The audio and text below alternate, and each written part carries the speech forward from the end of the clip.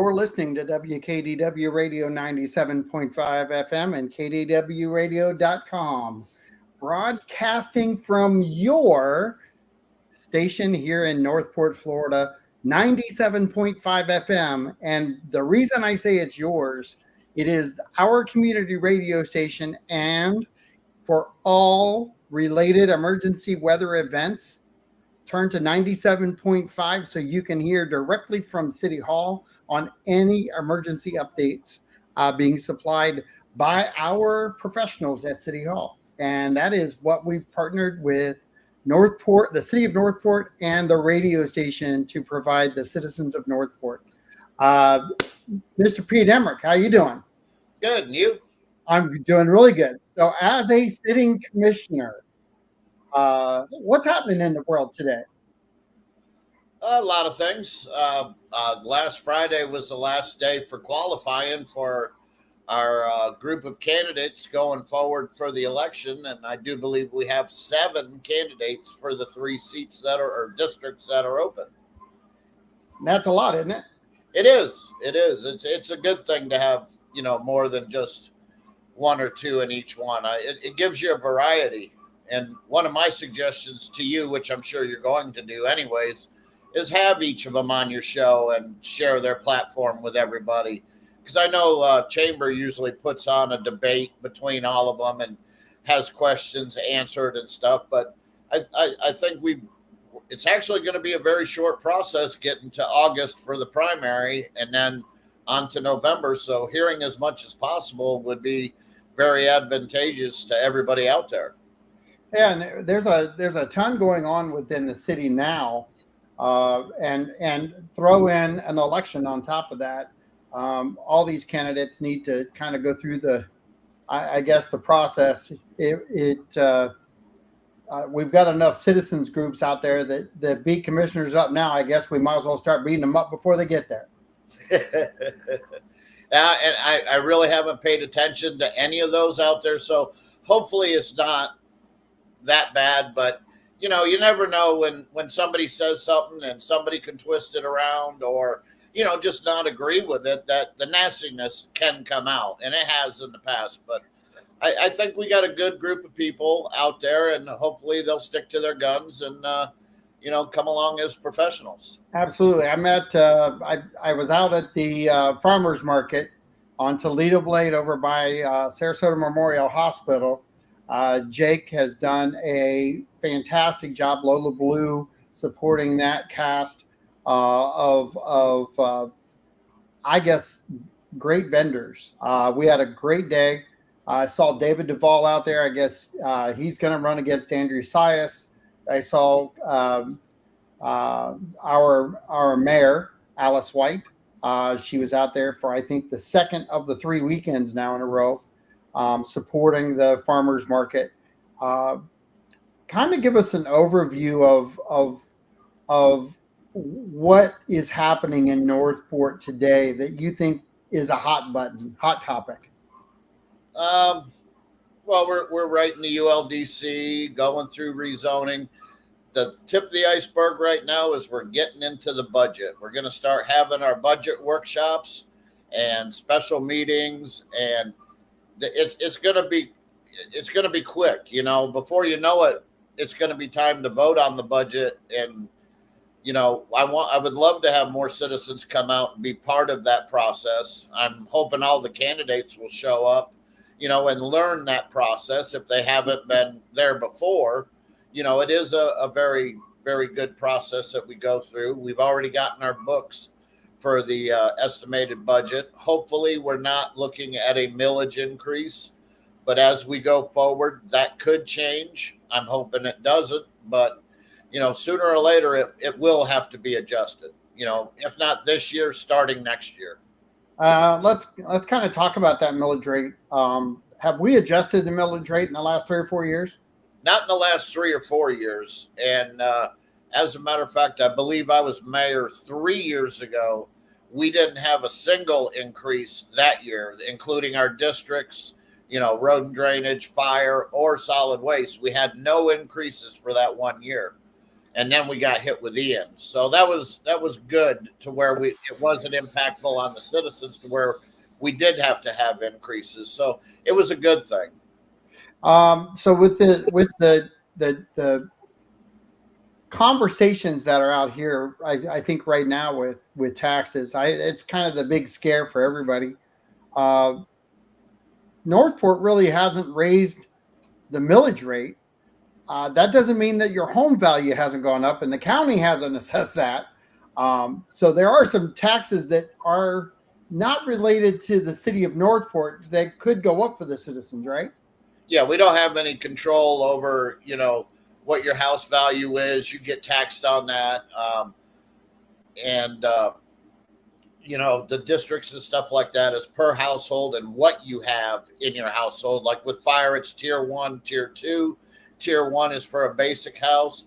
Tier 2 is if you have extra amenities on your property, like maybe a barn or a shed that needs to be insurable too with fire. So it breaks down a lot differently. Millage rate was higher years ago, and we brought it back down over the years. Not us, but former commissioners brought it back down to where we're in like the 3.7776 area or 787. And but competing with neighboring communities, some of them are a lot higher. I don't want to go that route. Right. So what's our best way of keeping the millage rate down? What should citizens focus on? Well, you got the referendum that's coming up, and I'm sure that's what you're trying to weasel out of me is about the referendum to be able to borrow money. And there's one huge concern out there that I'll nip in the bud real quick. Everybody says that we're trying to get this referendum, so we'll get the police station built no matter what. We can go around, cut corners, this, that, and the other. But that's not the case. We could not do it under emergency situations. That would fall under a general obligation debt, and that would be part of your millage rate. The voters would have to vote on that, just like the road bond, where calculated out if it's $75 or $100 on the year for 20 years, you would know that ahead of time by voting on that. So I just want to squash that the police station is not part of this process. But in turn, a revenue bond is if something is incurring a revenue, you can go ahead and get a bond and place that revenue as securities towards paying off, that debt, which prime example would be War Mill Springs. So if you had a cap on it, let's say 20 million, I'm just going to use simple numbers. All we could do was borrow 20 million to do War Mill Springs, right. Set up the revenue as payment. Now, in all honesty, what would that 20 million buy us? Would it buy us restructuring them as the Jack West structures, renovating them rather than rebuild? That's where the decisions would have to be made and have citizens input along the way when we do have that. Do you want just basic structures to where we've heard, just get us a new building and, outside showers and this, that, and the other, which is a lot less costly. But you do have advocates out there that want to keep the original idea out there as historical and, keeping it as the Springs going forward. So what can we actually afford and what can we do and what is in the best interest for the citizens of Northport? Because that revenue will pay for it. I watched a lot of actually I watched all of the commission meeting, and especially over the War Mill Springs. What I find ironic is while that group was large, and I can appreciate the effort and the organization that it took to get everybody there, that group is splintered too. There's a large portion of that group, one that is not part of our tax base here in Northport, that is in unincorporated Sarasota. But that being said, they utilize the War Mill Springs water more than anyone else in our city, I believe. And that being said, their voice does need to be heard, but that's a large group of people that really, they don't want anything to happen at the Springs. and they would be just perfectly fine with just some buildings up and less people going, and leave their pond alone, or their lake alone. That's kind of their mindset. So that even there was 100 people plus, there's still they're not they're not 100% bought into everybody's plan. Is that, would you consider that to be accurate as you sat there and listened to all of them? Yeah, they just want to be able to have access to the springs, to go in there for their healing qualities, and just that's sort of like their home away from home, because most of them are there every day. So they may not be City of Northport taxpayers, but they are City of Northport investors. Right. Because they do pay their admissions to go in there, and they pay a little bit higher because they're not a resident of Northport. So they pay a little bit more to be able to use the facility. So should they have a say? Yes. Is it detrimental to the city of Northport by letting them have a say? No. So I would definitely allow them a say, because when it comes down to it, let's say the referendum does not pass. You're going to get a price quote of X amount of dollars for Warm Mill Springs. Let's say it's 20 million. If we have to put it out, well, I'm just using simple math. I know. Go ahead. If we have to put it out for a referendum that we don't have the borrowing authority, you're either going to A, spend money to put it out on a special election, or B, wait 2 years to put that in front of the citizens.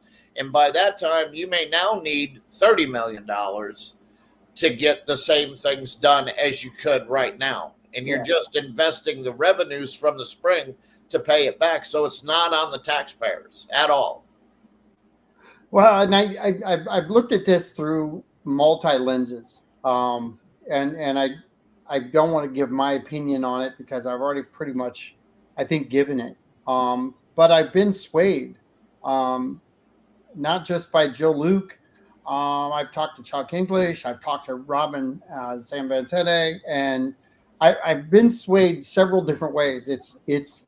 And for me, I felt I kind of feel like there's a tug of war going on, but the end result is we've got to do what's best for the facilities themselves, and then also we have to be good stewards of the buildings and be good stewards of the money that it's going to take to go in, and then we have to look at the end result, which is if we do spend anywhere from $20 to $50 million to update everything and to fix it and to make it.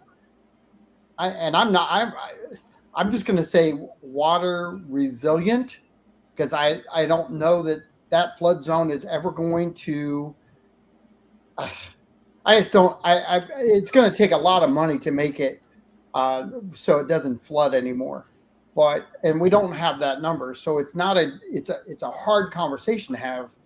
But are you waiting for the total number to come in? Because we kind of been talking about this park for 14 years as if it's been a gold mine, and it hasn't been a gold mine.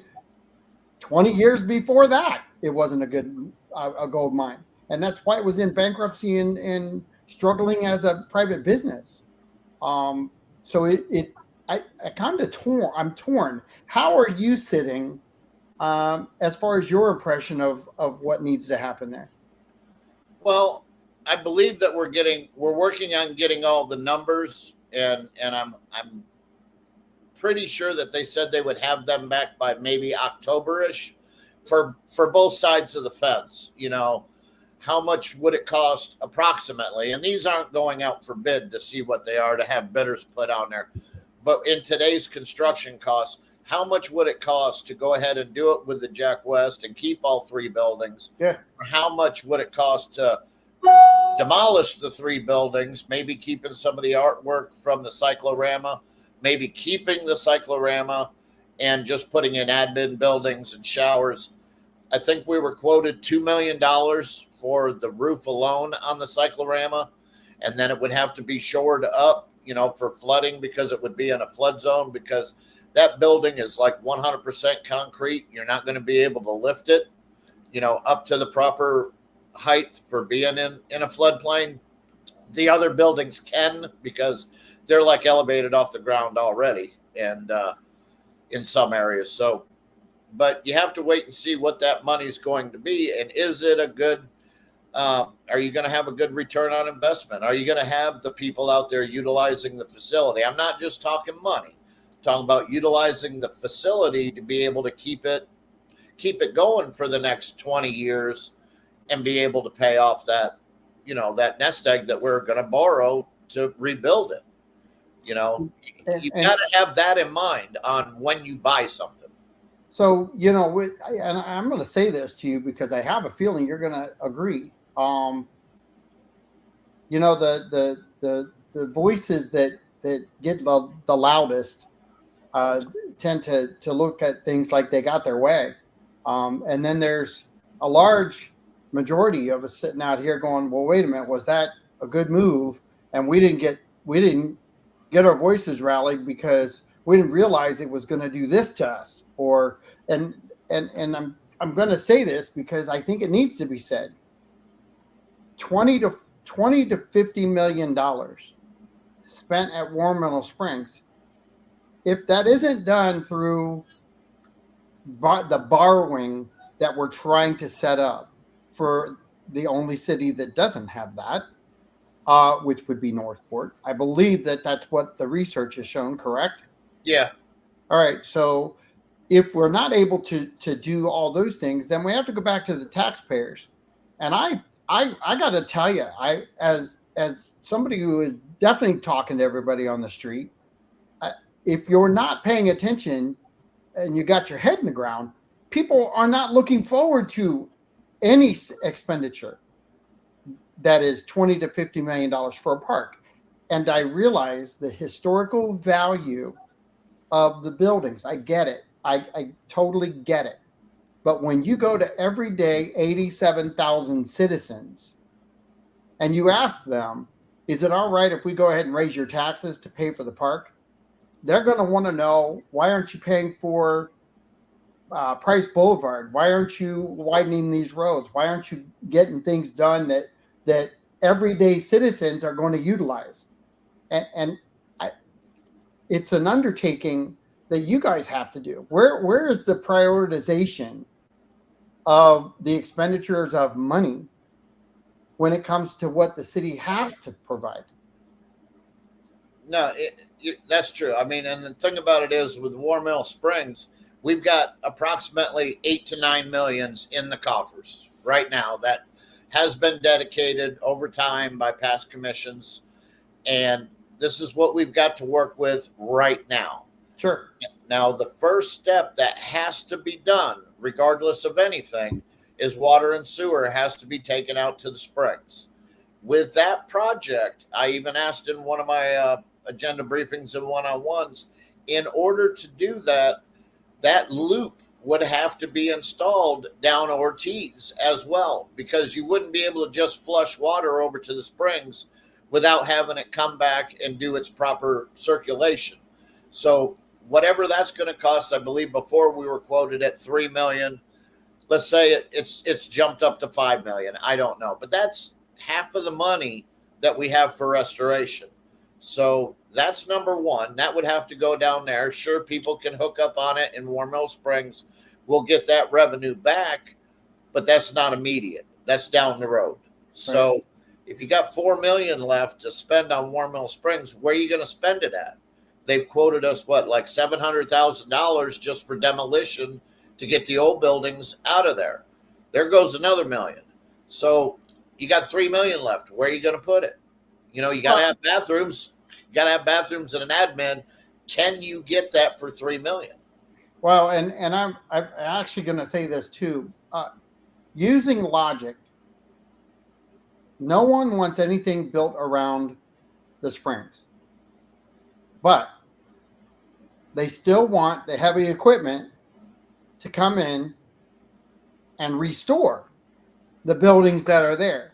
So if new construction is a problem and you don't want the heavy equipment or damaging anything to the springs itself, I'm looking forward to this show. I'm working with Robin San Vicente to get a panel together to talk about all these things, because listen, if we save the buildings, fine. I want to understand the process. I think citizens clearly want to understand the process. Do you feel like at this moment in time, do you feel like the city commission actually has a full grasp on every aspect of this, or do you still think it's in the works? I think everybody has their own opinion who sits on the dais on what their vision is for it. I know at one time the majority had voted to demolish the buildings and get rid of them, but we've been having some second thoughts due to the citizens coming forward and saying, hey, there might be some grant money here, there, or the other. There was a post out the other day for all sorts of different types of grants that we could apply for. And one of them was like $55 million to help, springs in themselves, not necessarily Warmill Springs, but all the springs within the state. And you would apply and maybe get a little bit of change out of that to help with your endeavors going forward. So I think it's still a work in progress until we say, this is exactly how we're going to go, and this is how we're going to do it, both financially and what our respective debt could be. If we're, you don't want to go into a debt scenario where 100% of your income's going to pay the debt. You want to be like 15 to 25%, so you got some leftover money in case you don't have income coming in for a few months due to weather or due to something happening. You always have to have a backup plan. So I know you weren't there, but have you had any citizens directly reach out to you and hold a conversation about Warmill Springs, or is this just a show of force at the meeting for you? I haven't had people. I've talked with Robin San Vicente. I mean, on a few occasions, Pam Tokars, and individuals like that at the meetings outside. Giving my opinion, listening to theirs. I've gotten emails, from various people saying keep the pond the way it is or the lake, and no heavy development going on. I've had those, but in other conversations that I've had is basically about spending the money. And that's come from people that I know, our circle, John, and they say, no, I don't want my tax money going to Warmill Springs. I don't use it. Well, I understand that, but also it is part of the city. It is part of the park system. Parks generally cost the city money to maintain. They do. Even if we're just mowing the grass, it costs something to maintain that with a body, a mower, gas. So we understand that it's an investment. How big of an investment do we want to get into, and what do we want to have? That's where we want to have a little bit more meetings. I know there's a lot of people out there that come to the meetings and say, yes, we want the Jack West buildings back. We want this. We want that history there. But is it really feasible to do that? Because we're not getting the people at the meeting saying, no, don't invest any money. You're just hoping that the commission will do the right thing and not spend the money to fix it. Well, and I think that's kind of my point. And the people on the side of spend at any cost, I get it.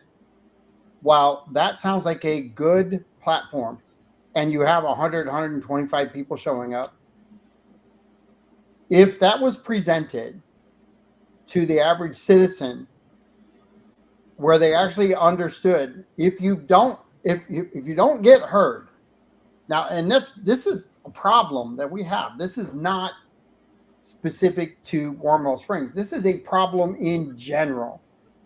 Most people who want something done get loud and boisterous. The other people who think it will just be okay if they don't say anything, we get a $50 million bill for doing a park, and then we live with it. It's kind of funny. That same group of people might chatter over here to the side, but they're not rallying at the meetings and trying to create havoc. There is a difference. I really wish I understood that a little bit more, because I'm boisterous either way. I I'm all about saving War Mill Springs as a spring itself. I don't want anything to hurt it or harm it. And either way, we're going to have heavy equipment into that area, whether we restore or not. So, if those buildings come down, the same group of people that are going to complain are actually going to complain about the construction and what that's going to cause harm for. And it's the same. There isn't any difference. Now, I will tell you, I think the cost is going to come back. It's going to be cost to rebuild, more cost effective to rebuild than it is to restore. And that's going to be a problem too. Yeah, but again, a lot of those old timers that came in to speak on behalf of the Springs, they said just give us the basics. Correct. And we would be happy with that. And another thing you got to look at too, John, is if you look at you brought up $50 million for War Mill Springs. I'm still sticking closer to the 20. A lot of the other citizens out there are also looking at $20 million into the Springs versus $100 million into a police station that is so desperately needed as well.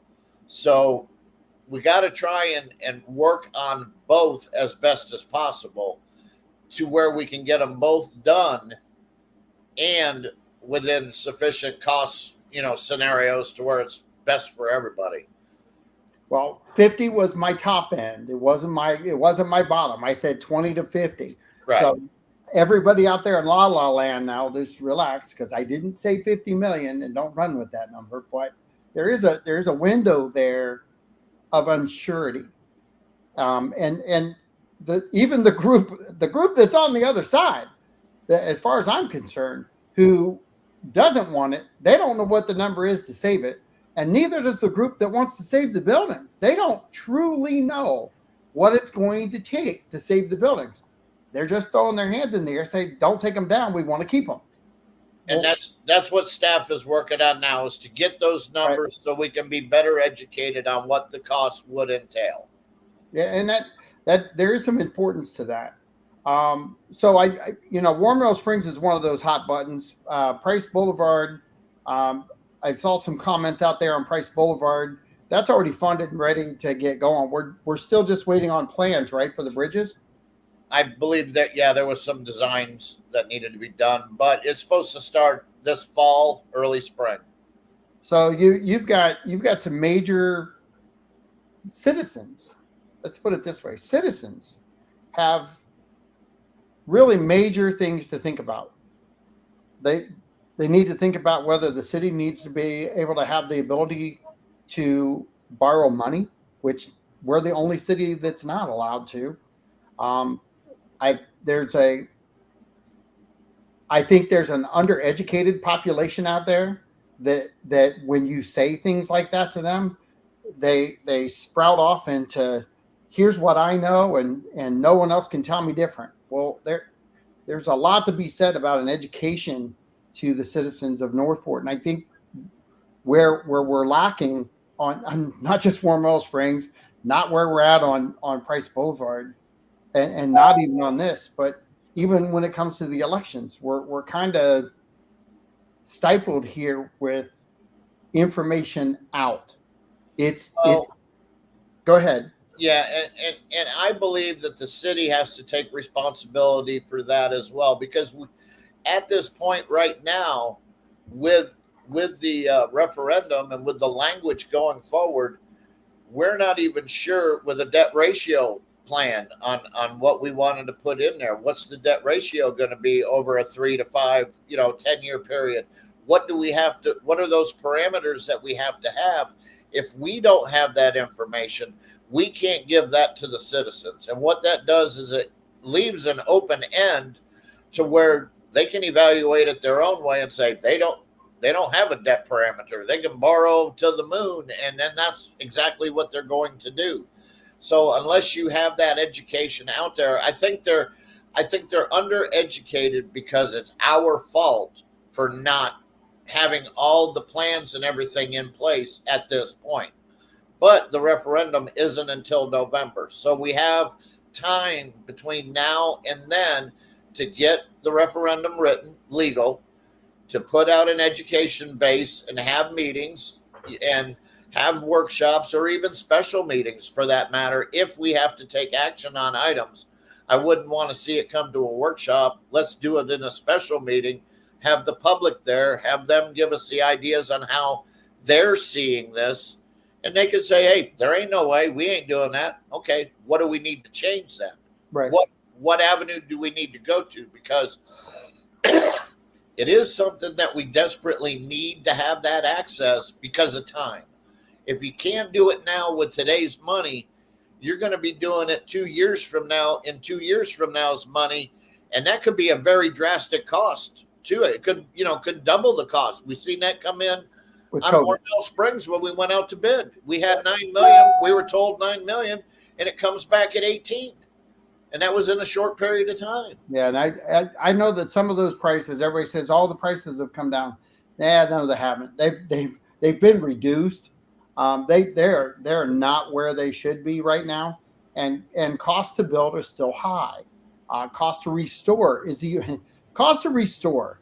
There's a complete difference when you're talking a historical restoration, and that's a different cost. That's a higher cost because that's a specialized group of people. That's a specialized attempt at restoring a building. So that's where I think the difference is going to be for me is where you look at the cost of restoring a building to historical standard versus a restore versus a complete redo, just a temporary. And by the way, and I know thanks Chuck. I'll put this up in a minute. But the look that we have to have at Warm Meadow Springs, it has to be inviting, and we haven't been inviting at Warm Meadow Springs since we purchased it. Yeah. And that's not a knock on the city. That's just how we got it. When we bought the empty box, it's still just an empty box. We have got to make it valuable. I'm not saying don't shine it up. If it's feasible, then we should. If it's feasible, I just, man, that throwing the numbers out there and trying to figure out which one to land on, if staff looks at it and says we can restore it, as long as they do it with the intent of here's what it will cost us on the historical side, because the group that's being the loudest, they don't want it just plastered with boards and put up. They actually want it restored to the standard that it should be. Well, and there's a couple angles on that. If you do not restore it to today's codes and everything like that, and you follow the FEMA guidelines because it's in a floodplain, then you're uninsurable. You're going to build it back up. If it floods again, you have no insurance on those buildings. So you would have to bring it up to some sort of our code. Like they had talked that there was 14 inches of water in those buildings. Well, you better make damn sure that your wall outlets are about 16 inches or higher for your electricity if you know that it's come that far.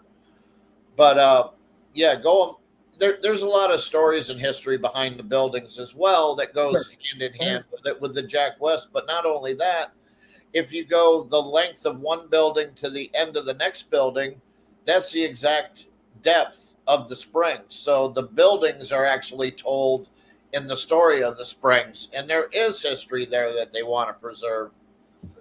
Could it be done in a different way? Absolutely. You could have a model built of it and say this is what it was and have it on display in the museum. You could take some of the artwork out of the cyclorama, put it in the museum, or, hey, shore up the cyclorama, make that your museum. There's a lot of different angles and a lot of things that could be talked about going forward. But, having brand new metal buildings like what we have out there right now that we're renting, is the suffice to the old people that said we only want simple things. You know, we want to be able to go pay and take a shower and go to our lake. So that's the cheap route. That's the users of the park. Yes, but they're the ones that are also saying we just want minimalistic. Right. I know. That's what I'm saying. We don't want it's a tough call. We don't want the Taj Mahal like it used to be. Let's just be honest about it. They don't want more people coming there. That's their space. Correct. And when you've defined it for decades as your place to heal, I'm sorry. I believe in what they're doing. I went through the training. I understand what it's all about. If somebody walks by me and says, "Is it mentally?" Sure. Positive mental outcomes are created in the mind, and if that's going to be part of the healing process, then so be it. But the funny thing is, this whole conversation wasn't about the springs; it was about the buildings, and there's a distinct difference. Sure. And I think that's the wake up call for everybody, is that nobody is talking about hurting the springs. Nobody at any point has wanted to do anything wrong to the springs. This commotion right now is over the buildings. It's not over the springs. And that's got to be the defining factor in this whole thing. The springs is not going anywhere. You're not digging it up. You're not filling it up. You're not doing anything to damage it. And you're trying to preserve it. Right. But what if, we got to have taken into account, like you brought it up about the heavy equipment coming in there. Is that a proper way to, work on that? Or does it have to be done in less invasive type maneuvers? Do they have to come in there with a hammer and a saw and demolish it by hand because the ground won't uphold a front end loader? All of those things. That's where our studies, it came back, and there's a lot of whatnots, and it was pretty much incomplete, in my opinion, on a lot of the different areas. Go ahead, Chuck. What do you got? All right. Chuck English says debt management plan needs to be clearly outlined and definitions, and certainly need a cap. I think I said that. Yeah. And then with greater transparency to the public. I think I said that too. Yeah, I think we're getting better at the transparency. I would never say that any city, and I don't care where it's at, I would never say that any city has great transparency, because if they could just achieve good transparency, I think it would be such an improvement. We'd all sit back and go, "Oh my gosh!" And staff and everything is trying so hard. They call it, out there in the naysayer land, it's the bullshit plan. But what it is you have an opportunity with Northport Forward whenever they go around throughout the city. 7-8 times a year, there, like every other month, there's a new meeting somewhere. But you have the city manager, you have the assistant city managers, you have all of the directors, you have the primal staff right there to answer your questions. And if they don't do it in the open forum, they stay late so you can go over and talk to them one-on-one. If you don't want to raise your hand and be in front of everybody, you can go ask them and get those answers. So it's like it's available. People choose not to use it. I pick on certain groups. I hang out in their platforms, and I've learned a lot from a lot of them. Here's the funny thing. It's the people that corner themselves into one little mindset and can't have a conversation. It's the blockage of communication a lot of times, because going to a meeting like Northport Forward, a United Tour, and participating, I sat next to a customer who went for the first time, and I looked over and I'm like, "Hey, never seen you at one of these." Turned around and looked at me and said, "Yeah," and I didn't even know that they were doing it. This has been a great part of my education, because I'm starting to get myself into Northport politics. well, he's retired now. All these things, when you start to and I say this, when you start to wind down, when you retire, and unfortunately, we've got several commissioners that are retired, and contrary to everybody's belief, being a commissioner is not a part-time job. It is pretty much an everyday job. So when you're working 7 days a week, or you're answering your emails, or you're doing certain things while you're watching TV, people said that's not work. Well, sorry, if you were on the clock, it would be work. We really have to, I think, stop the mindset of trying to block people's education and support asking questions. I don't mind people asking questions. I don't mind at all. I actually like the engagement. Chuck and we don't see eye to eye on a lot of conversations. And right now, I bet he would go to coffee with me and disagree with half the show right now. And that's okay. The beauty in that is we've gone to coffee multiple times, and we leave friends each and every time. And I think that's, on a national scale, that has been a problem for our country, let alone our city. And I see our city splintering off that way now because it filters down. And I think we've got to find a way to talk to each other and understand points of view better. Is that something that you think needs to be sharpened at City Hall? Oh, absolutely. And I'm going to pick on Chuck too. The one thing about Chuck is when you have those conversations, he's not bitching and whining. He's having a discussion, and he'll also come up with a possible solution to what you're talking about, to where you may not have gone down that road and thought about it from his perspective, and you may not agree with it, but you've got that input going back and forth, and you're having dialogue. And that's a good thing. It's not my way or the highway. It's like, oh, I never thought about it that way, Chuck. You're absolutely right. Let me look in on that and see what's going on. See, I learned a lot from those other conversations. Don't take place like that. Yeah, go ahead. No, it's like you have a Northport Forward meeting, and the city manager is there saying this, and this, and then it ends up on Facebook totally twisted around, and it's like, were you even there?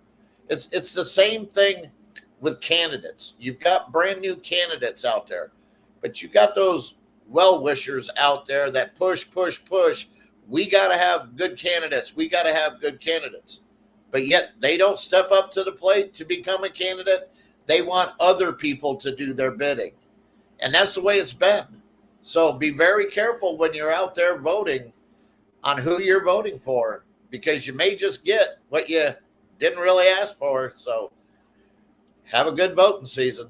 Yeah, and just like anything else, when you go to Starbucks, if you don't order the right coffee, you're still getting Starbucks coffee. It just may not be anything you like. So review your coffee first, and review and learn about each and every one of these people who are running. Listen, I'm going to tell you, I don't envy any of you, because you're a target. You're a target for a lot of people out there. Once they have it against you, it is relentless on their behavior on all levels. I'm saying it because it's factual. This can't be made up. It is at points in time.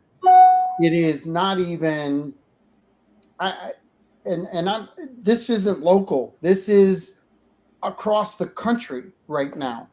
We are at such division with any type of conversation, and once somebody takes offense or doesn't agree with your stance on one thing, you're out.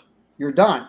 And it doesn't matter how you vote, what you say, what your approach is. You're just done. So my warning, and I think you'll agree, my warning for all these people who are running: put your big boy pants on, because you're going to be hated too.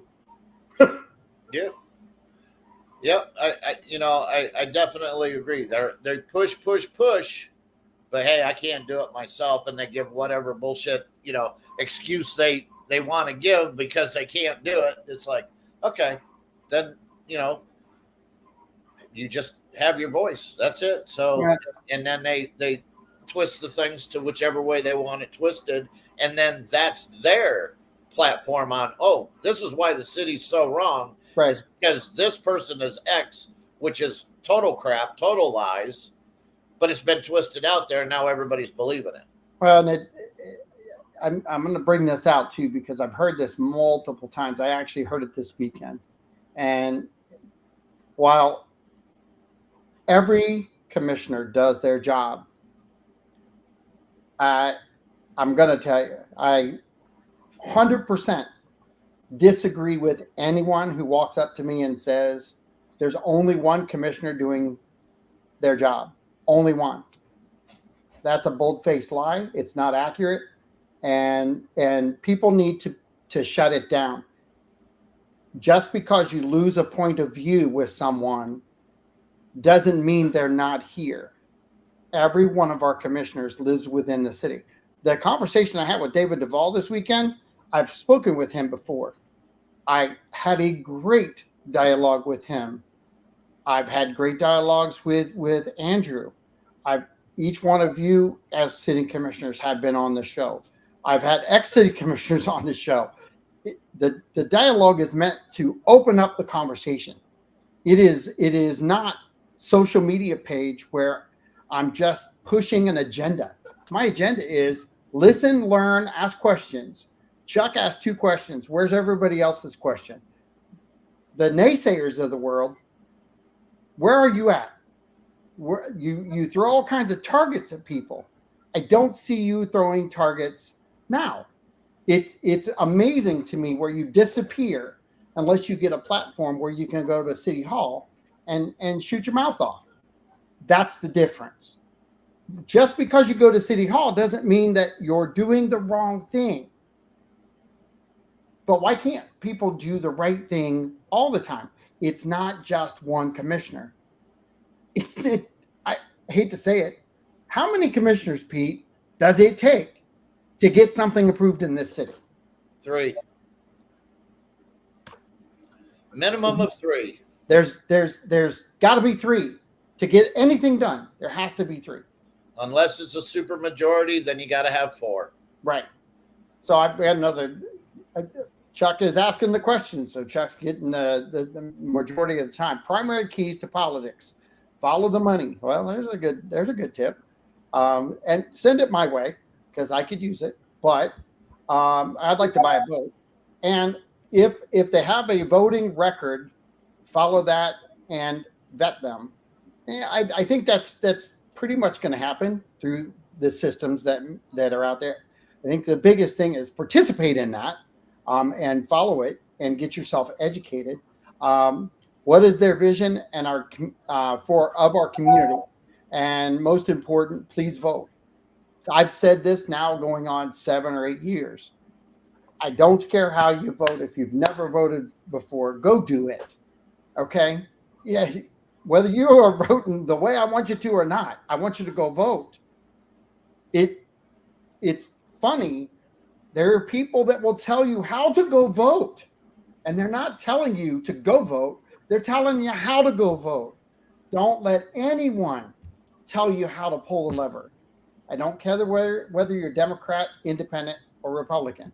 I don't care whether you like one candidate or don't like the other one. Can we have open dialogue? 100%. Are you going to change my mind? Possibly. Are you going to change my mind if you hit me with a bomb? No. I'm just going to get myself in defensive mode because it's not a conversation. It's not dialogue. Chuck, thank you so much. I appreciate you stepping in and throwing some questions up. I know there's other people out there that are watching and paying attention. And I know most of you are going to review. Here's the thing. Friday, big day. Probably one of the biggest targets in the city is going to be on the show. Mr. Jerome Fletcher, our city manager, will be on the show again and asking all the questions. erase the target. Great man, doing his job, doing all the right things. I'm sure that there are people out there that would disagree. I'm okay with that. You can. You have the platforms to do that. You have all of those things you can do. Remember, glass house. Those who throw glass, those who throw rocks or stones at a glass house. Nobody is perfect in this world. No one. No one can make 100% voting record in your favor. No one. No one. Pete, am I wrong? No, you're right. You're right.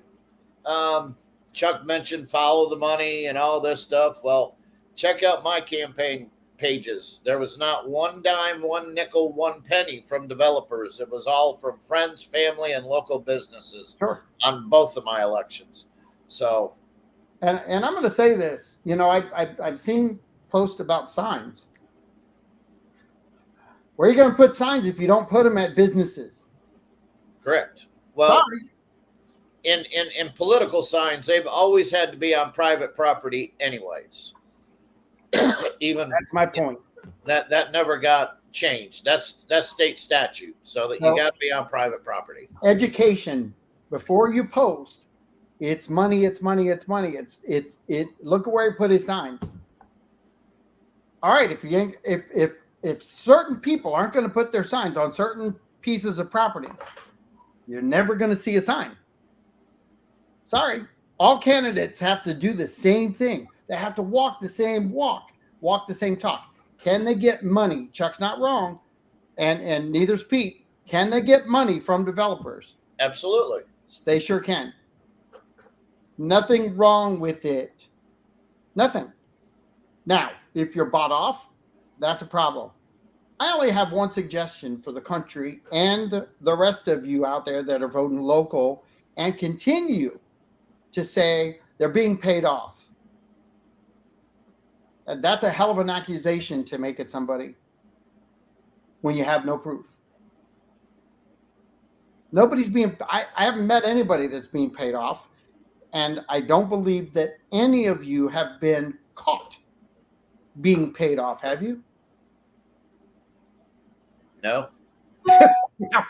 I haven't even had a chance to grab at any money, let alone, it's a fallacy that a lot of people have out there. Well, they're voting this way because somebody bought them, and that's just the way society thinks now, that money is it is, but it's not good. The big key thing to where everybody will take it. It's there in these local politics down here and being here. You're basically doing it to serve the citizens. You collect a very small paycheck. It keeps you busy. Absolutely. It's a life you have to choose. And that's what gets me is when people are out there complaining about what the commission does, and you have an individual out there that's probably one of the loudest, most vocal naysayers out there that's arguing with the commission, but yet they left the position as commission to be back into the public sector. He could be sitting there doing that, arguing from the dais right now, arguing for his people. Right. But it doesn't happen that way. No, I'm done. Whatever the case may be. But when you have, we talk about what we believe in, how we're feeling when we're up there, on how we're with this vote or how we're without this vote. If we deny something, they go, you got an option to say, do you know why that you said no? And you could explain why. No, I don't believe in this project, or no, these numbers were wrong, or whatever the case may be. You always have an option to explain yourself up there.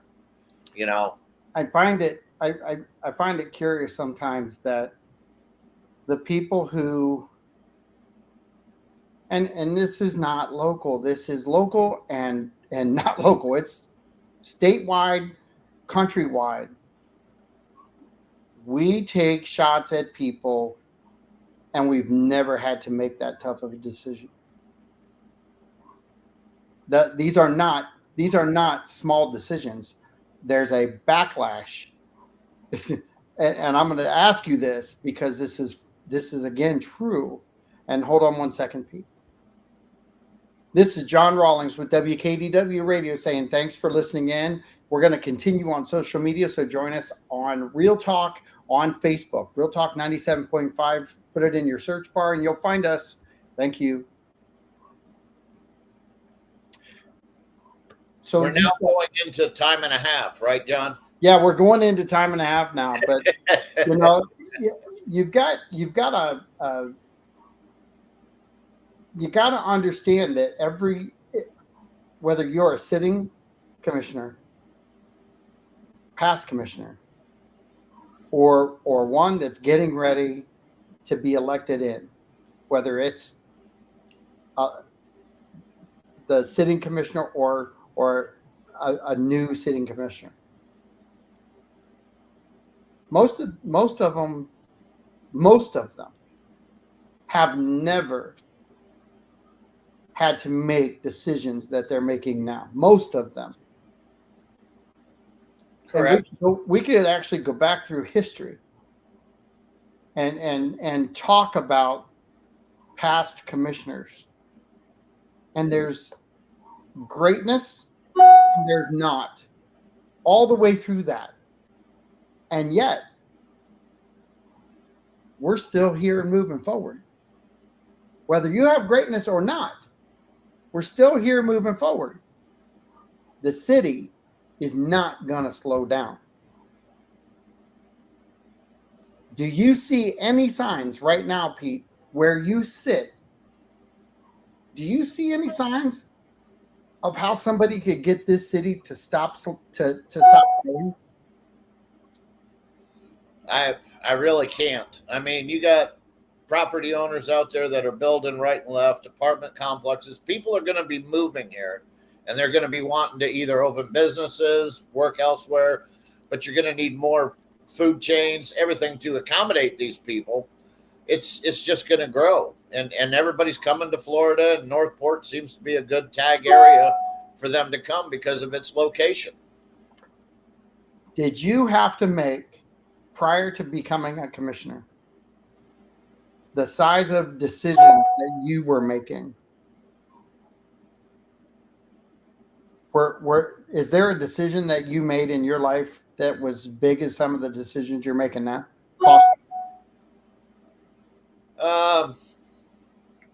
No, the way I make my decisions now is I try to look at all of the information coming in and how does that affect the city and the citizens as a joint venture? Because you've got so many things going on. Like Warmill Springs was a good example. It's partial citizens, but it's also partial neighboring citizens. You got Price Boulevard. That's 100% citizens. Should it have come earlier? Absolutely. Was the money there? No. Were the designs there? No. It took time. But hell, we talked about widening Price 20 years ago. Should a commission back then brought that forward? Hell yeah. They should have, because it'd be done already, and it would have cost possibly 1/4 or 1/10 of what it's costing now. Well, man, I would have taken that bet. I would take that bet. Yeah, but I'm just saying that's what we're worrying about now. If we don't do things now, what's it going to affect the city 5 years from now? If we don't build that police station for 5 years, are we looking at 200 million instead of eating 100 million now? How is it going to get paid for? You've got to look at all of the possible angles on where you're going to be with what you need right now. Water expansion, $2 billion. We're not going to have that over the next few years. You've got weathering friggin' the gates out there that keep us from flooding. They're $2-3 million a piece. Do we have that money? Well, the county gave us money for 2. There's 60 of them out there. Not all the same size. There's step gates, there's manual gates, and then there's automatic gates. That controls our water. And this rain that we just had the other day, and I never even thought it was possible. With Ian, we went through a 500-year storm. Well, Sarasota was calling that the 1,000-year storm. Well, I never even heard of a 1,000-year storm, but yet they're saying we had 1,000 year. Okay, we're planning for a 500-year storm now. How the hell did 1,000 get put into this mix? It was because of all the rainfall at one time. Hey, So we have to prepare to keep our community safe. For one, they want amenities. They don't want to have to drive all over the place to go to dinner or to go get entertainment and this, that, and the other. But you've said it 1,000 times if you said it once. It all depends on rooftops. The more people are here, the more amenities will come, and that will help in different people's way of life. It may be better, it may be worse.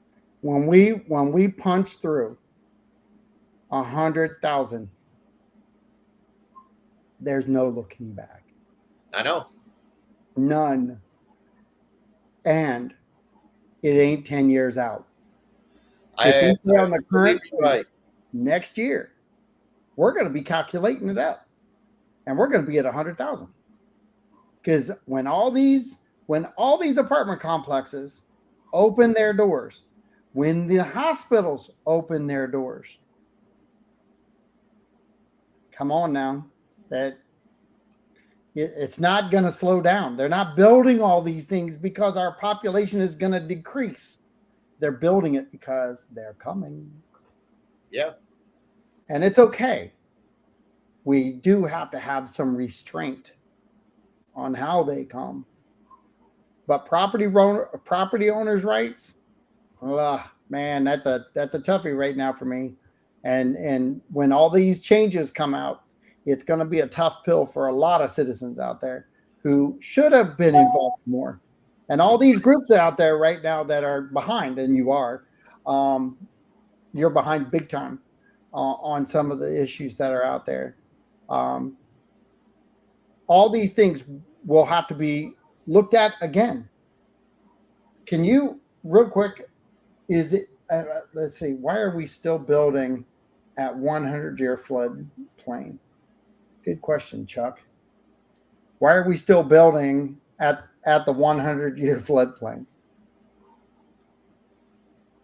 Apparently, that's what's been accepted in the building codes, and I'm sure they'll be looking at that going forward. Everything changes, Chuck. I tend to agree with him because my son, but during Ian, Chuck and I talked about this, believe it or not. My son during Ian, Michael, did research on Northport. And he's like, Dad, Northport, the whole city of Northport is a flood zone. It was always a flood zone. Factual. Sorry, factual. Things have worked out over time. But it's ironic. I do believe they are changing it to the 500-year plan. And it's all going to change. It's being discussed. I can't guarantee it, but it's being discussed for when they bring it back. Well, and I think the bigger factor, and it's something we all hate to talk about, but I think insurance is going to reflect changes because in order to obtain insurance, I think the building codes are always changing when it comes to that, first off, because that's how you get your discounts with the newer builds. But, all these things are being evaluated. FEMA's looking at everything. We're getting a lot of notice right now because of Ian. Ian by itself, didn't we get a lot of attention from the state? Yeah, we did. But also look at it this way. When you're talking about insurance and savings, look at the accreditation process that we have with police and fire. When you're accredited Excelsior, top of the class, you get 5%, whatever the breakdown is on your insurance for being in that community. And then you also get X amount out for being close to a fire hydrant.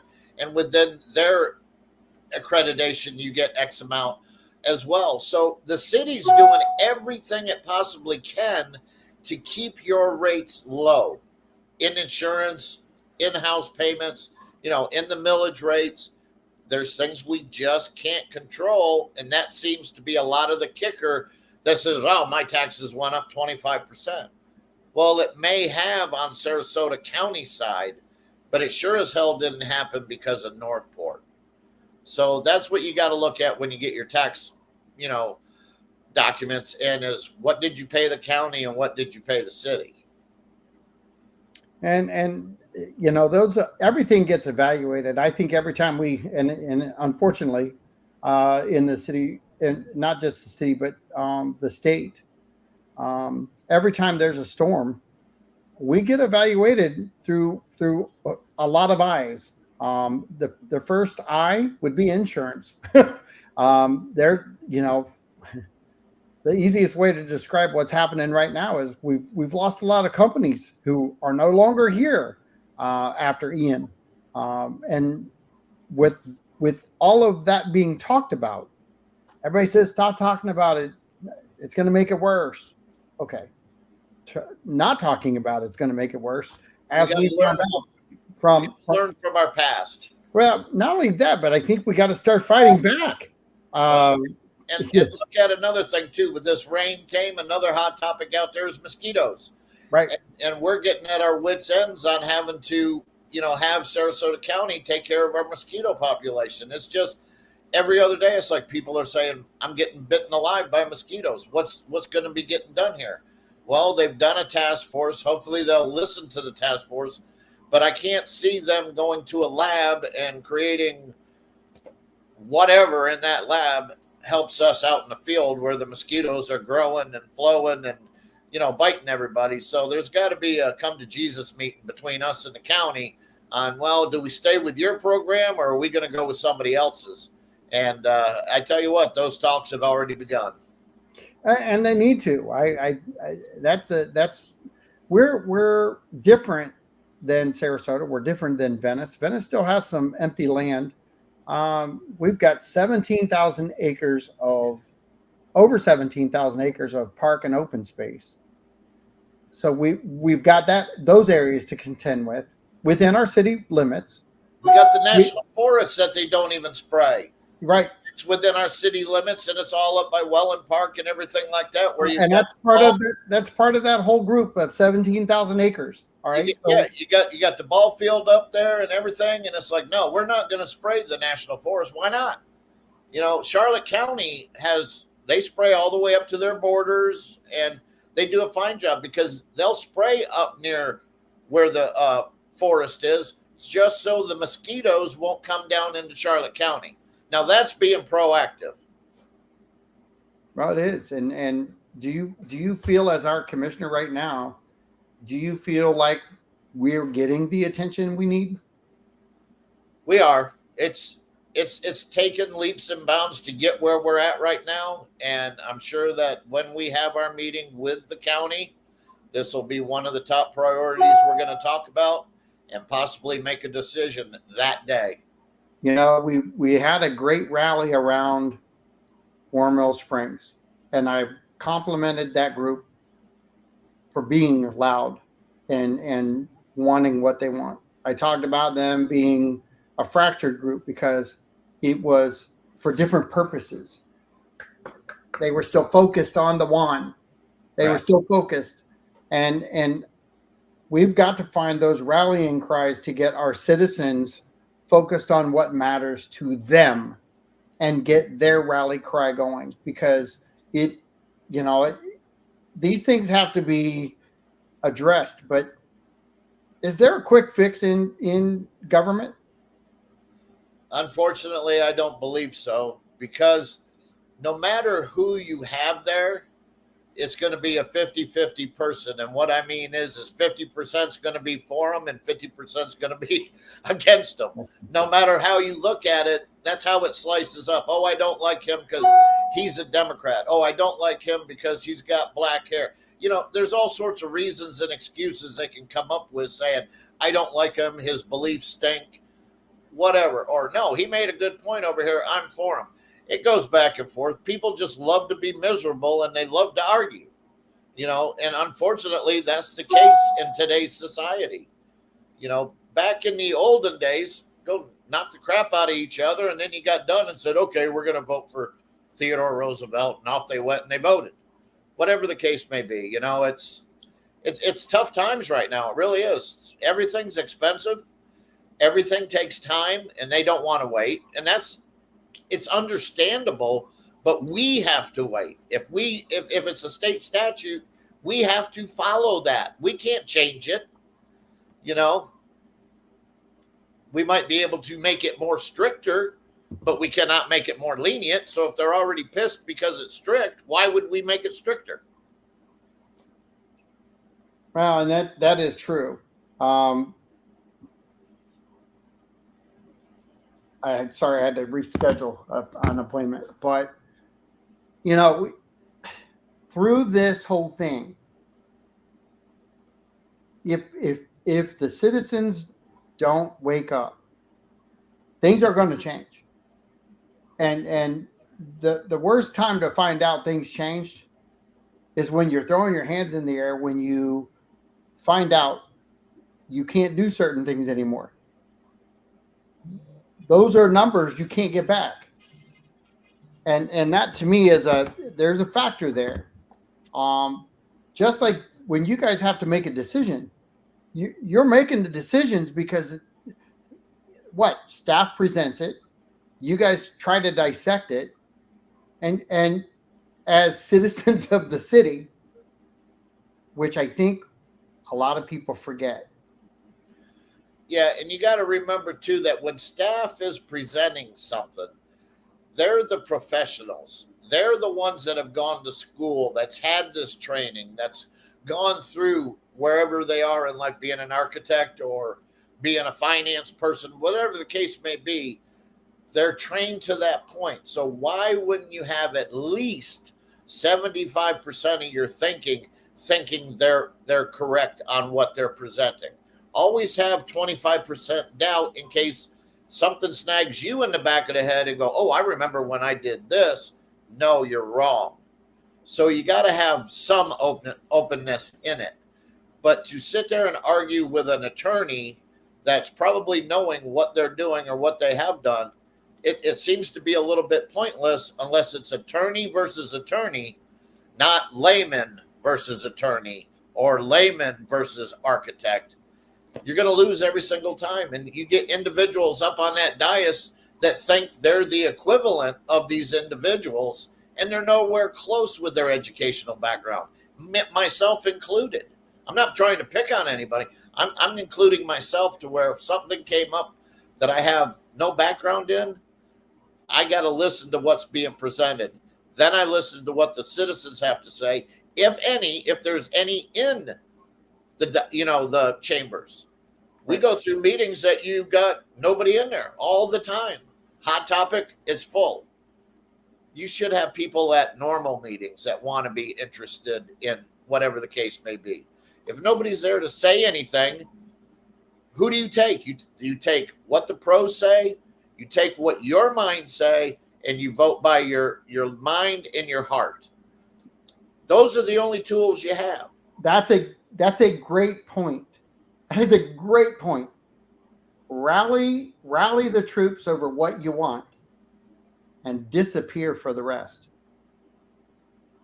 That's not really a proactive approach to kind of keeping the city on task. Beautifully laid out, by the way, because that just goes to show that the citizens who don't say anything, who don't always go to City Hall, can get moved. They can get moved. Well, the thing about it is you've got your groups out there. Let's say something's affecting your neighborhood, and one of your neighbors come by and say the city's doing this, blah blah blah. You come down in force because you found out what the city wants to do. You guys are against it. You're going to go up there and have 20, 30 people do your public comment. We're sitting there listening. But what the citizens need to listen to as well is when it comes down to property rights, if it comes down to a rezoning hearing, if it comes down to, they need waivers, if they meet it by the law, we have to approve it. We have no choice. So all those people that come down and said, oh, we don't want this apartment building here because it's going to obstruct our view. And if they've met everything, it's going to happen whether they're complaining about it or not, because we can't overrule what the state has already put in place for those parameters. Now, if they needed a waiver, we could deny the waiver. We could deny certain things of it. But if it's all checked off, boom, boom, boom, boom, boom, we have to approve it.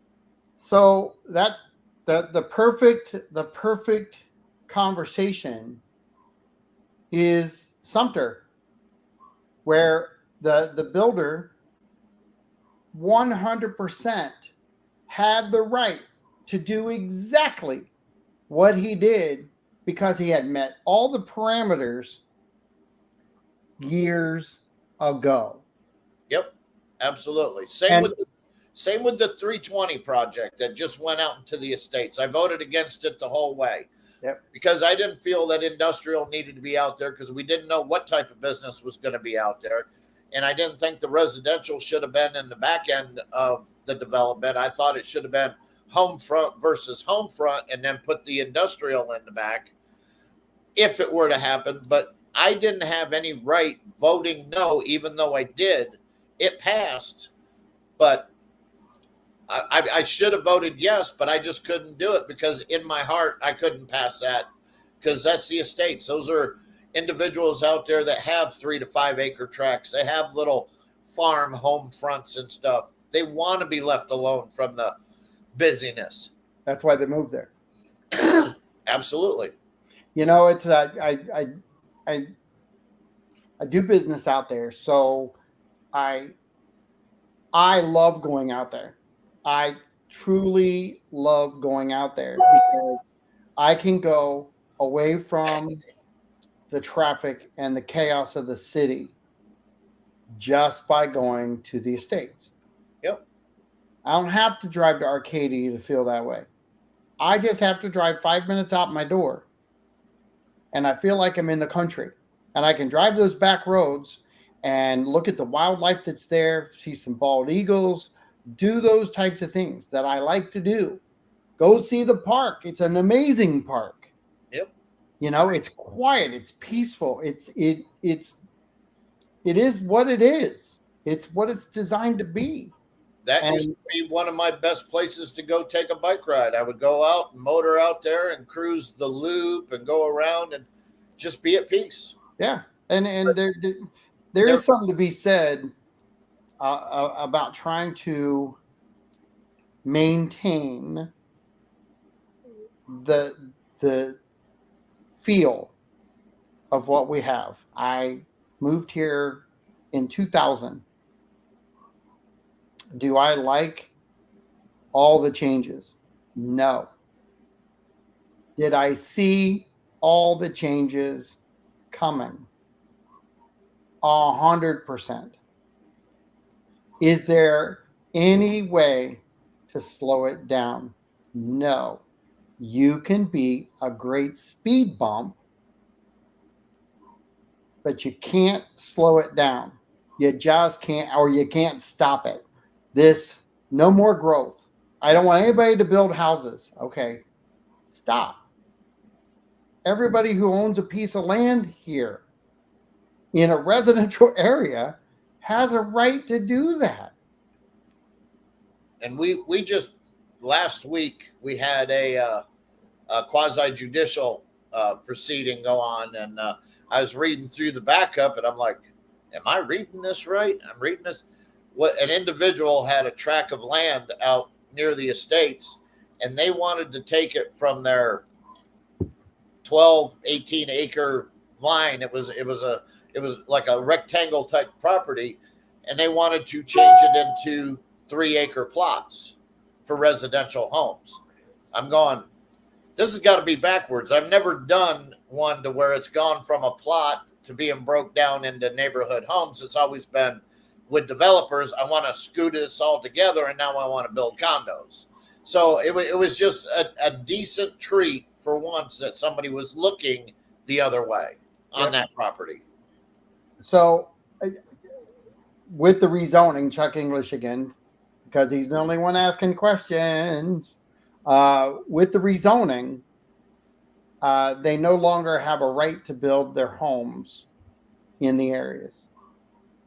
And I think that depends on the areas. And I know that they're talking about rescheduling and rezoning some, but I think it should be able to follow the process on how we do it now with development. Development can come in and ask for a rezoning. Development can come in and ask for waivers, this, that, and the other. And I don't think that we're trying to get, and I know we've had conversations on this, is into the inner areas where we already have established neighborhoods. I think where most of the commercial is what they're looking at is down Price Boulevard, down the other boulevards, keyword boulevard, because that means commercial in most places if you're on a boulevard.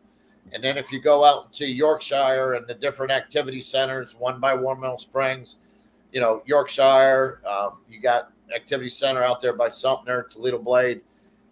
That's where they're looking at doing a lot of the commercial, but I don't think they're trying to intersect into a lot of the communities that have existing neighborhoods of X amount of houses plus. And I think you hit that, and I'm gonna throw a name of a street out there, and it's Lady Slipper, because I was part of the presentation that a commissioner had about the rezoning. While it was a educational piece, it was also I don't think that people got the full picture.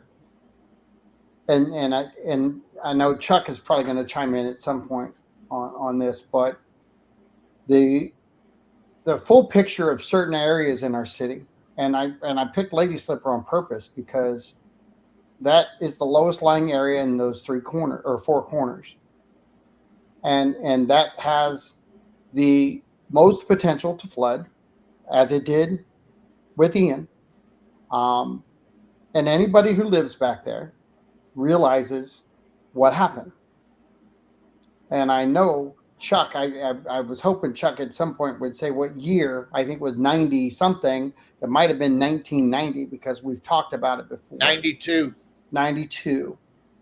So, I learned that from Chuck because I wasn't here. So I learned about that through conversations with him. And I understood it. But all right, so I don't care if we're talking about a 100-year plane or 1,000-year. I'm sorry, 1992 wasn't that long ago. Well, the only reason I know that is my daughter had just been born, and we got our picture taken. We were flooded off of Dorothy, which is at the front of Biscayne near 41. We were flooded out there, and we were evacuating. I had her in my hand, and my dog was in my leash, and they took a picture of us. We were like about waist deep in water. But I remember that, and that was 92. But when you're talking about Lady Slipper, this is what happened. And a lot of people don't realize this because it sort of shocked me to begin with. When we had the flooding from Ian out there, we did have homeowners come from that area just begging and pleading to be able to get out of that area and be able to sell their homes because it was flooding, and they had gone through it every time. That was an area out there that would flood up to the garage or almost up to the front door, but never in the house. It was very inconvenient. So they wanted a plan to where they could be able to sell their homes and get out from underneath of it.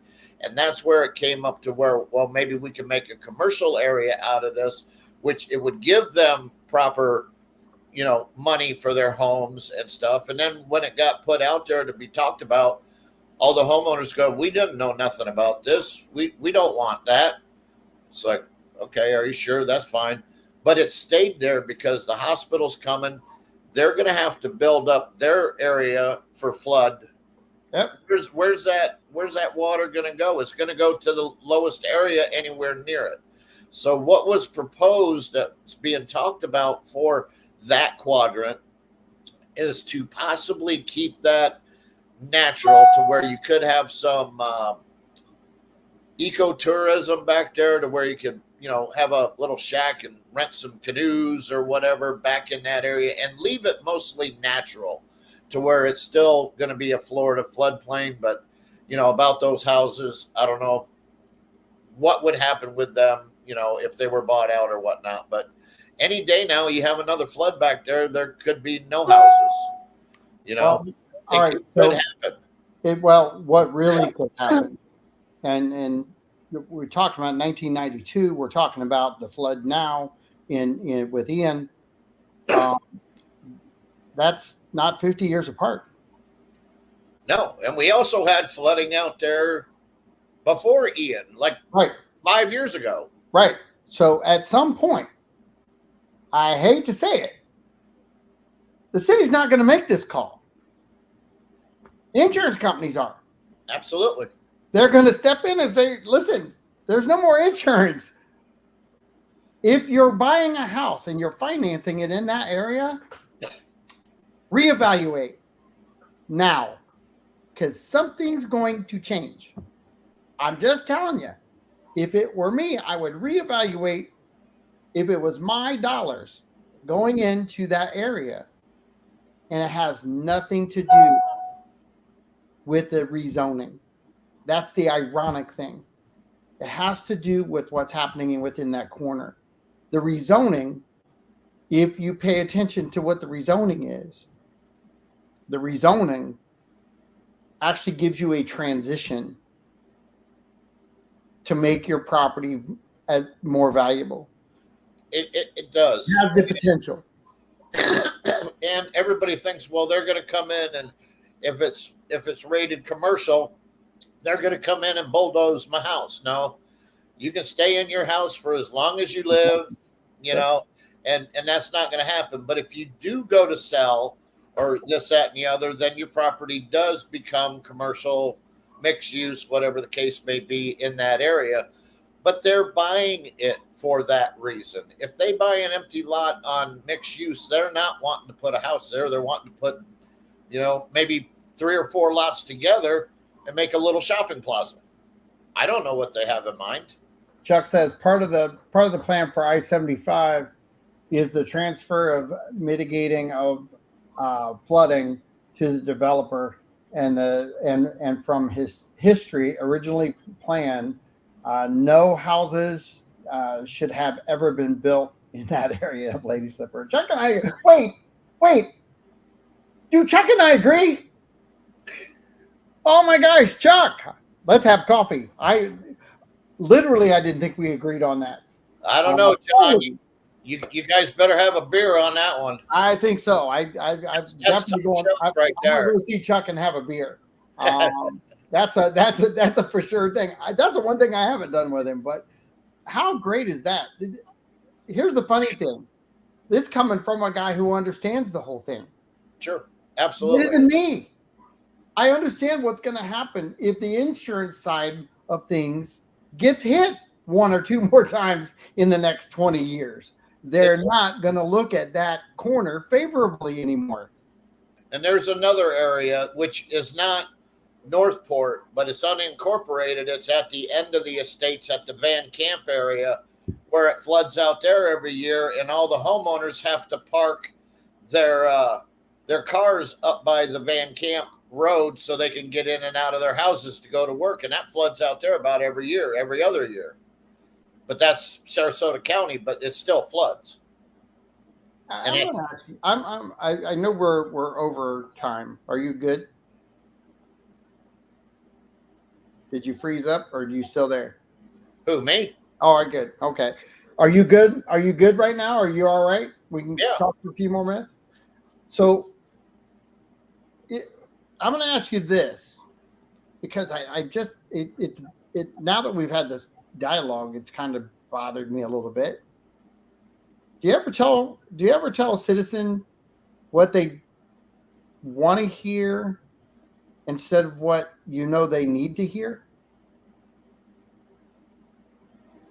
Not really. It depends on the conversation, because if they're asking me to look into something or look into doing something and nothing's going on in that area, I'm going to say, yeah, I'm going to look into it. Let's see what comes out of this. But if we already have a plan and we're already moving forward with something, I'm not going to BS them. They got to know the truth and the facts going forward. It all depends on what that dialect is. Does that make any sense to you? It does, and I part of that was something I heard Elena Ray say the other day, and it was during I think it was during a workshop. We're not going to get everything right. We're doing our work, we're doing our homework, but we're not going to get everything right. And it's ironic. I was saying that this whole show, it's not about everybody being right every single time. Everybody has to you have to kind of look at everything through, okay, maybe they're right in their mind on what they're doing, but I don't agree with it. That's my approach. And I think that's what keeps me sane half the time, is that I'm not walking around with this god awful chip on my shoulder that I feel like I got cheated because I didn't get what I wanted. Well, and that makes a lot of sense too, because we're not going to have everything completely right. I know that they've allocated different areas for different types of zoning type things, but like I said earlier, you still have the options of waivers, rezoning, this, that, and the other. Because let's just look at it this way: they've rezoned this area. There's 20 homes in this area already. To me, that's a neighborhood. You've got one lot in the mix of all these.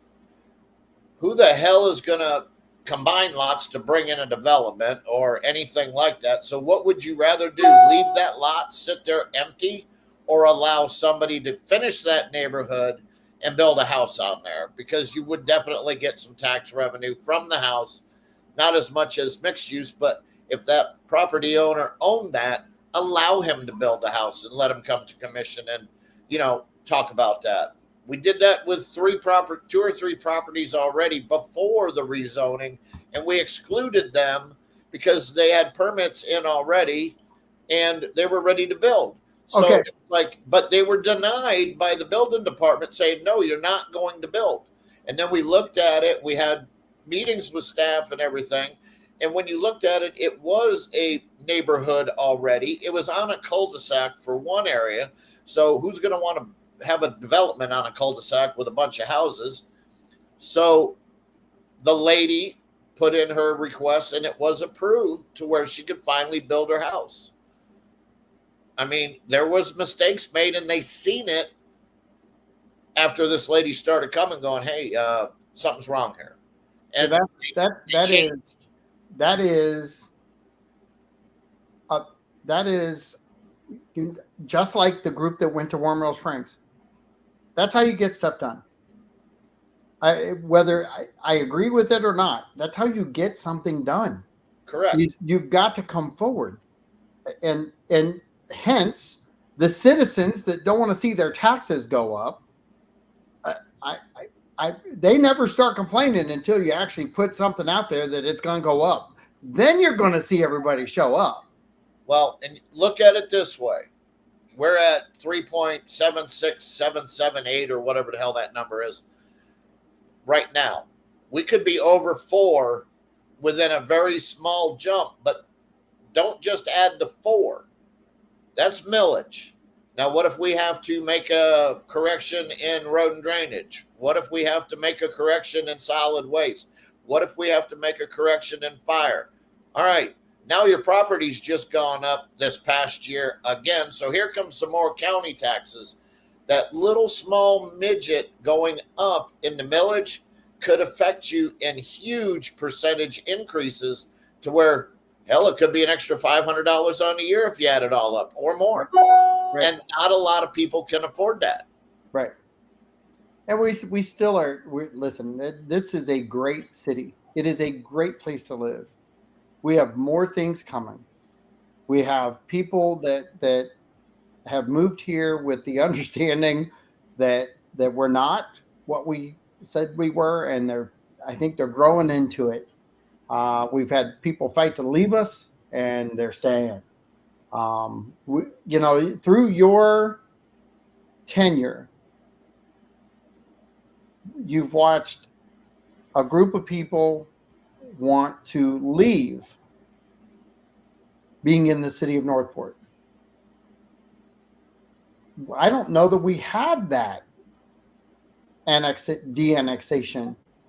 At least before you know, 20 years, 24 years now I've been here. That was the first one I've ever been through where somebody was in my lifetime. They did teach me a lot because I had to learn what in the heck are they talking about, because Well, I voted to annex it all in. yep. And the thing about it is, and I understand it. I totally understand it. You had those individuals up there that bought into West Villages, and they were told that it's Venice area, but it was actually Northport. But that was a little burr in their ass. But then when you start looking at taxes, not only are they paying city taxes, but they're paying county taxes. They're paying HOA fees, and they're also paying CED fees. So they're like being quadruply taxed up there to where, and their property is worth some good change because it's high dollar, new homes, new condos. So they're paying for brand new stuff just like you would if you bought a brand new car. And they're getting exhausted on their taxes going from here to here to here. So what do? They blame it on the city rather than the other three. It's always the city's fault, Right. you know? So, and a lot of information went on back then too. So they would come down and bitch and complain, and then they started the de-annexation so they could get rid of the city tax, but yet they would still have county tax, which would increase because of all the amenities that the county would have to pick up taking over from the city. It wouldn't have been a win-win for them at all. No. And you know, there something Donald Trump said once that he got in trouble for, and he never said it the way that they made him say it. There are good people on every side. There's good people on every side of an argument. There really is. And whether it's, take the word argument out, there's good people on every side of a conversation. Now, while that group of people kind of dug a really, I think they should kind of walk around with some white flags right now and just say I'm sorry and walk away, because that kind of behavior, while I actually don't disagree for the cause that they thought that they were fighting for, I'm glad we won. All right. So it's hard to say when you look at someone who does something as extreme as de-annexation that you have some respect for them. They organized, they kept their team together, they raised money. Holy crap. 3 things I just named. And we have no reason to respect what they did. I do respect what they did. I don't respect the decision they made to do it, but I think that's the whole conversation in a nutshell, though, is that we have got to step back at some point in time and realize that they splintered off, just like the Warren Mill Springs people. They're together, but they're splintered. They're not together. They're just talking together about one topic. And that's what's driving that group, even though they're after 2 different goals. Yeah, we had a Northport Forward event up there. I think I was mayor at the time in West Villages when this was really heated up and really going forward with the de-annexation, and with looking at and the room was fairly full. I'd say maybe 75 people in the room, maybe. And I'd seen they were asking different questions and stuff like that. But what was very cool was some of the people were very adamant about wanting to say that they were not part of the de-annexation people, and they would just wish that they would just go away and stop all their nonsense because they appreciated being in Northport. And then as we went outside, I was waiting on somebody, and individuals come up to talk to me, and they were all saying that, except for like 2 people that were in the meeting, which were the 2 individuals that were running that show, and they actually told them both to sit down and shut up and let the Northport Forward individual speak. So, there wasn't a lot of happy campers up there about it either. No, and I think that there again, I think you could throw WMS and Welland Park together. There's splinter. It was a splintered group up there, and their reaction may not have been anything that any of us who voted for the annex. I listen. I want to talk to them. Because they fought for something. If you fight for something that hard, there's a loss. There's a loss there. Okay. There has got to be something else that group of people can help make this city greater than it is today. They went through trying to tear it apart to get away. They're not going anywhere. They didn't move. They didn't throw their hands up and say, I'm leaving Venice that's in Northport that doesn't touch Northport. I'm a little confused on how anyone thinks that Venice is in that area when it doesn't touch Venice.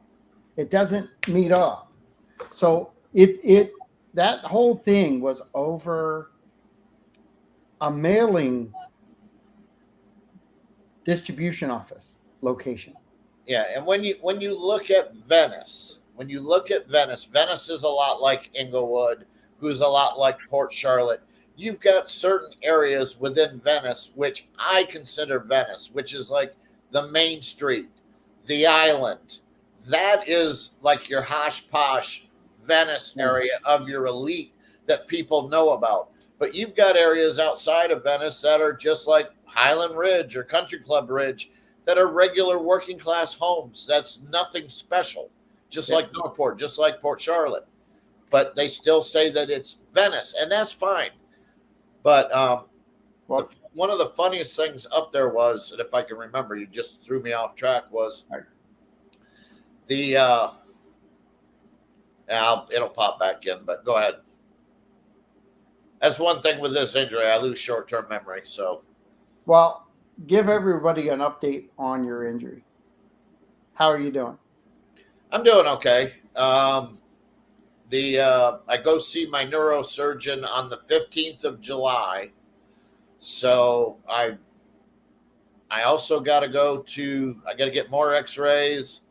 I've also got another issue that's internal that I've got to go have checked out as well, to a different type of doctor, which is a cardiologist. I got to go check some stuff out, which is minor, but I still might have to have surgery there as well. So not too sure what's going on. So I'm at home. I've gotten out and about going grocery shopping. Elaine and I, we've gone to dinner a few times. People are bitching saying, oh, I should be on the dais if I'm out and about. Well, I get dizzy spells and major headaches, so I don't think you want that on the dais. And I'm going to add something else. I'm going to add something else in there.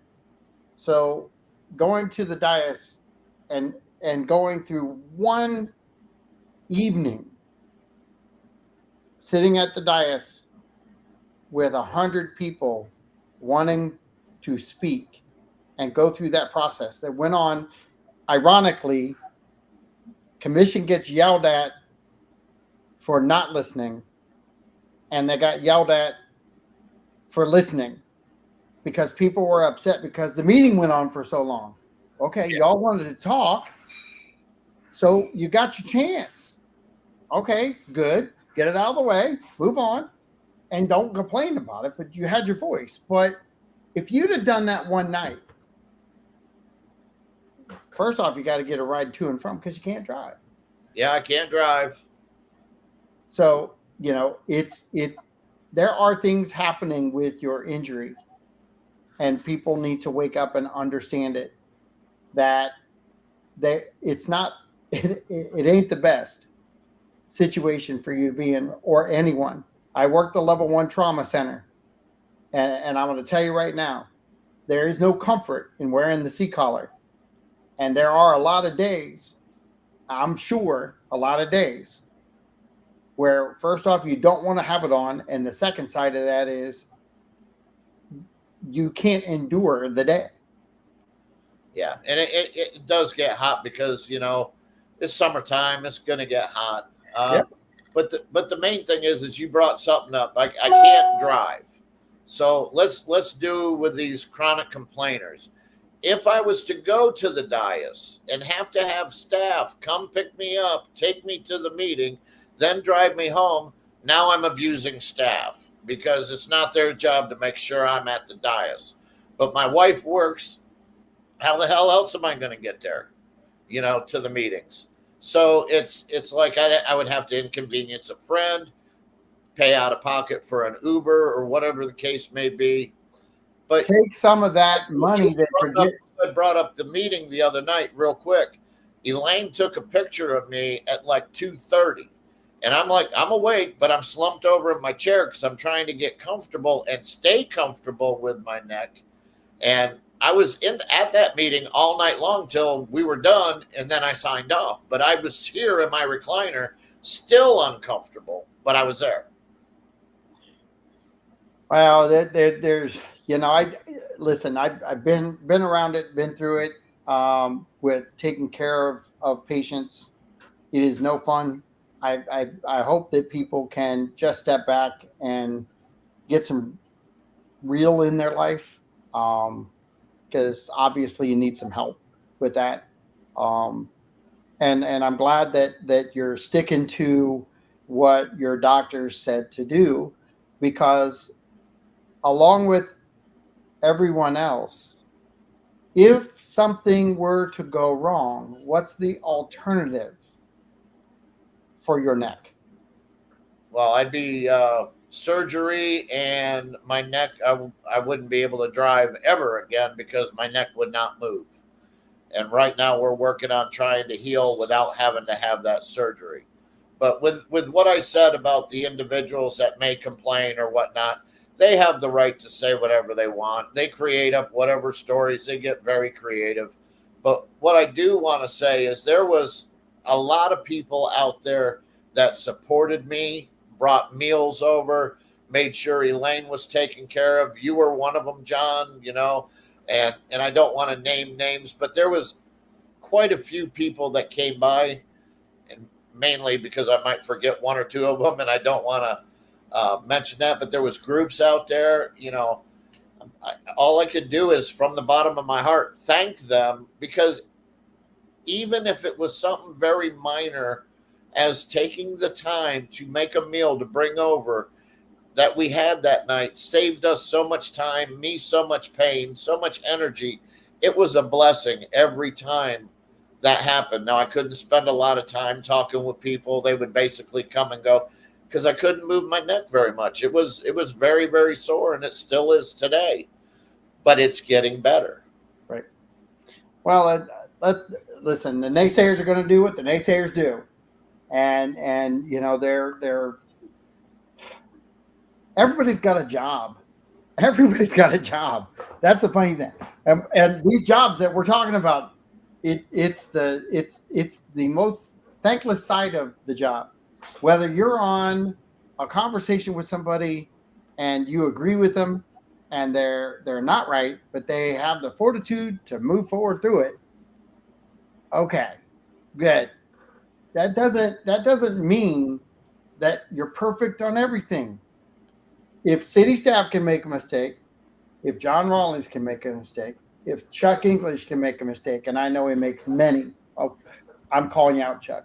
But I seen a few of them.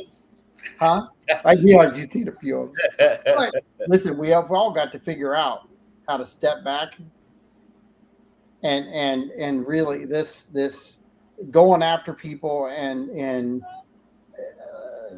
people have their agendas. Just be careful if you're in these groups out there and their agenda. Find out what their agenda is. Don't find out what or don't stop at finding out what your elected officials are about. Where are you getting your resources from? Call me out. I'm okay with it. I'm 100% okay. I'm not your resource. I'm your encourager to go get some resource. Northport Forward, neutral. Go check them out.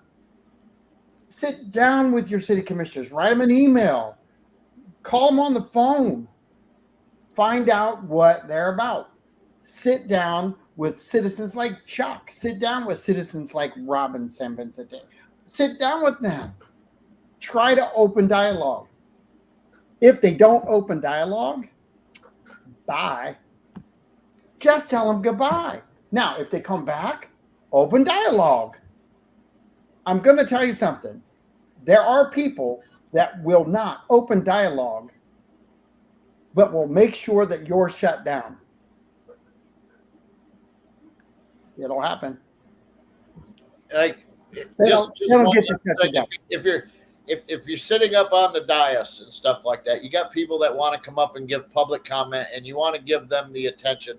I always look over at them, but there's certain individuals that are just trying to do it to be the highlight of the evening out there for themselves. Now, you mentioned Robin San Vicente. She comes up, she presents whatever topic she wants to present in a cool, calm manner. She says, I'd love to talk to you about this further in the future.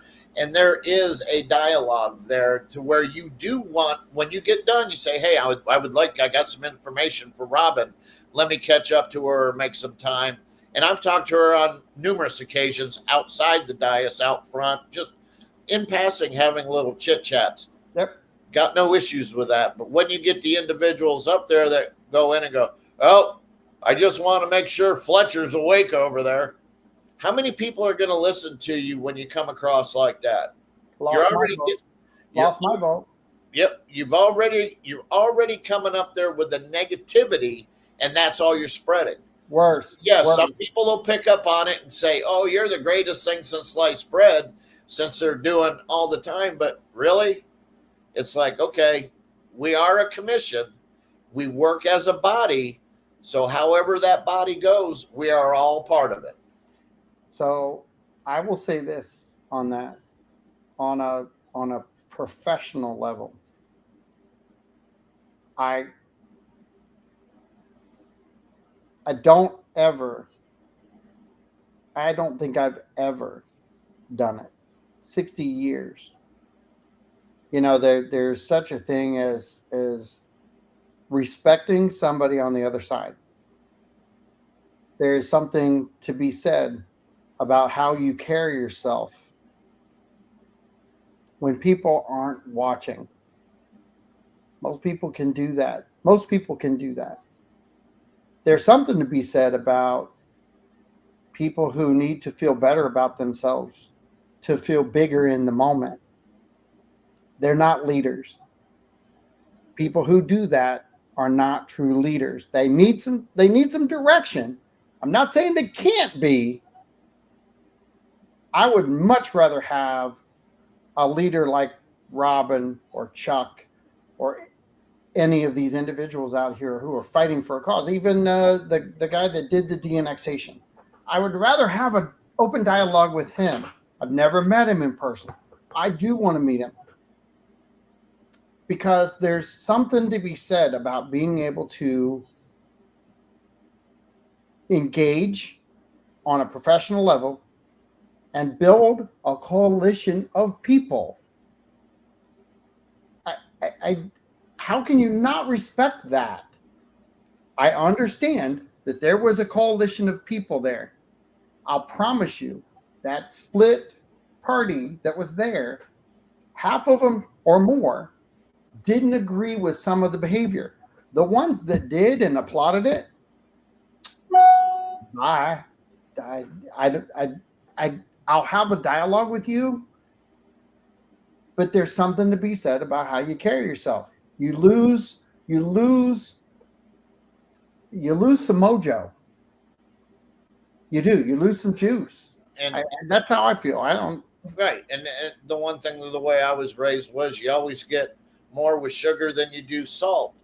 But again, you don't have to go up there and kiss up on anybody's buns to get what you Not want. at all. I will tell you this, being the squeaky wheel is not always going to get you the grease on the way that you handle yourself, because what happens at that point, if you just complain, then the ears shut, and that's all they're hearing is complaints. And you won't get anything from that. Right. You know, you have to have a dialogue, have a common conversation. You know, we're not going to yell at you back from the dais. We can't even talk to you. But they could say, Mr. or Commissioner Emrich, I'd like to set up a meeting with you. Absolutely. If I got 5 minutes after this meeting, 10 minutes, I'll talk to you now. Or we'll set up an appointment in my office, which is convenient for the both of us. And we'll go from there. But we will have a conversation. Don't call me a piece of crap and expect me to answer your question. It ain't going to happen. Wait, I put Mr. in front of that. And well, yeah, Mr. But and the thing about it is to be able to funnel through that in the position that I'm at. I look at it and I tell everybody this when they come on the board. If you get fed up with somebody and all they are is dogging you, just consider the source and move on. Because you got somebody out there that's going to want your expertise or your help in a matter that actually makes a difference. Well, guess what? We're at 5 o'clock. Oh, we got the double hour shift, huh? Yeah, we did. We did double time. I hope everybody enjoyed it. Put some comments out there if you did. Tell us if you didn't. It's okay. We're big boys. We can handle it. But share the information. Get it out there to people. We'll be talking with Pete some more in the future. But this Friday, holy cow, get ready. Mr. Jerome Fletcher, City Manager of the Year, is coming in. I just named him, by the way. Cheyenne Emrich is said hello. Put a little heart out there for you. Oh, hello, my little girl. She's on a Northport mosquito task force too. She hates getting bit by mosquitoes. I was hanging out with her and her mom over at which event was it? It wasn't back to school. Yeah, Johnny. But you just not for you, John. That's for Carrie. Oh my gosh. So so much. A pet expo. That's thanks, Cheyenne. But yeah. Pet expo. And of course we're at the pet expo and we're outside having a conversation about mosquitoes. Yeah. And I think more people need to get on task with that. Maybe Mosquitoes Are Us or something with Northport. Maybe Northport. Maybe we should vote in mosquitoes. Maybe that's how we can get it done. We'll hit 100,000 in one hour. I know. It's crazy. But anyway, I appreciate your time and thanks for being part of this. And I hope people enjoyed it because we went on a long time today. Yep. Just in closing, I just want to wish all the candidates all the luck in the world. I hope they get out there and get into the debates and let people know their platforms. And just take it one day at a time. You may be down one day and up the next day, but it's a process. So good luck to everybody involved. So guess what? Here's what I'm going to say, because you'll love this when I say it. I'm gonna get back on the horse and ride. I'm gonna get back on the bike and ride. It's sitting right behind me. I know, and you're ready. I can't wait. We'll see. My muscles have got to get a lot stronger yet too. So truck first, motorcycle next. There you go. All right, buddy. We'll talk to you soon. Thanks, John. Have a great day. See you, Pete.